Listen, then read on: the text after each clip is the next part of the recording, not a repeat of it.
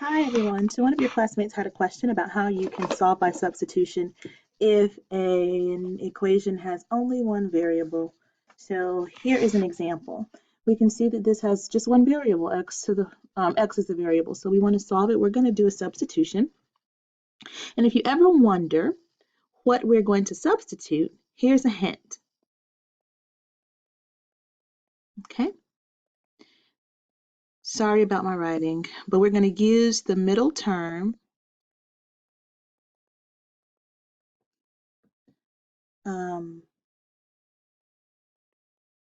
as a tip for what to substitute.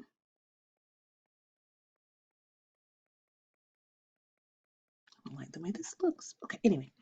So our middle term is an x squared. Well, that's what we want to substitute. That's where we're going to let our variable be.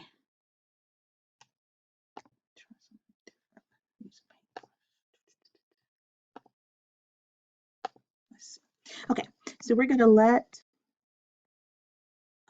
u be x squared because we're using, again, that middle term as a hint. So then we're going to rewrite the original equation.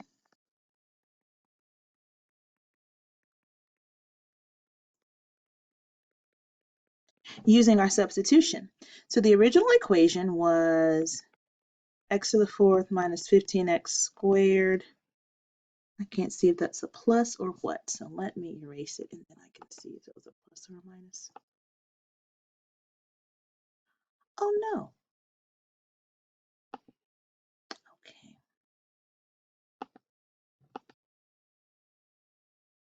I think that's a plus. We're going to go with plus. I don't know what it was. We'll go with the plus.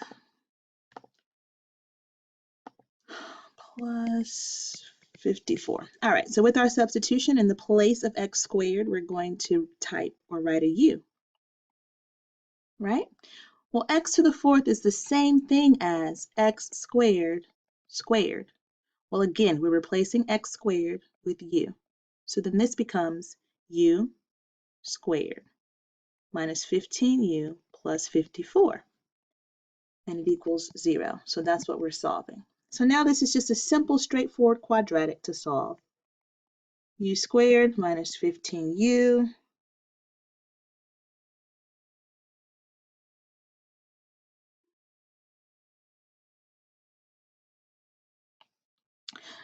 plus 54 equals 0. We can solve this quadratic. We can see if indeed it is factorable. I'm going to use the old school method of bottoms up to see if it's factorable, which means we multiply the leading coefficient, which is 1, times the constant, which is 54. We get 54, and now we make our little factor tree. What are the factors of 54?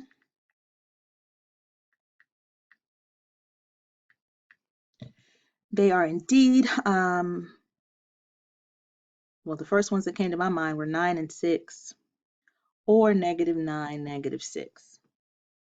And the reason I'm going to stick with those is because we ultimately are trying to figure out which one of these factors will give us our middle coefficient when we add them.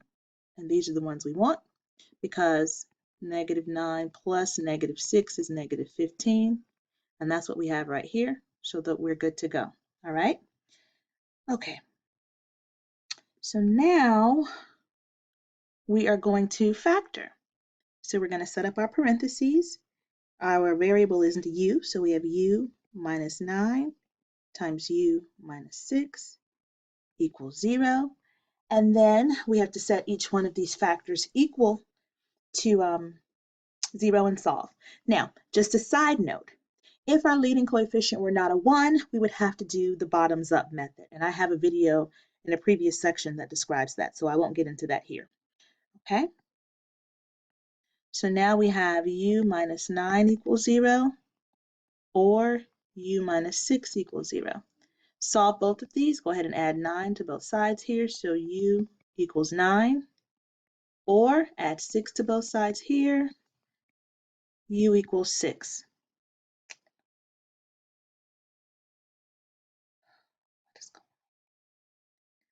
Okay. All right. And now we have to go back to the original piece where we said that u was really x squared, come back and make your substitution. So here, x squared is 9, x squared is 6. Solve both of these quadratics by taking the square root of both sides. So x is plus or minus the square root of 9, or x is plus or minus the square root of 6. We can simplify. We know the square root of 9, it's a perfect square root, so it's going to be 3. So we have x is plus or minus 3, and x is plus or minus square root 6. So those are our 4 answers. X equals positive 3, x equals negative 3, x equals positive root 6, x equals negative square root of 6. Let me know if you have any other questions.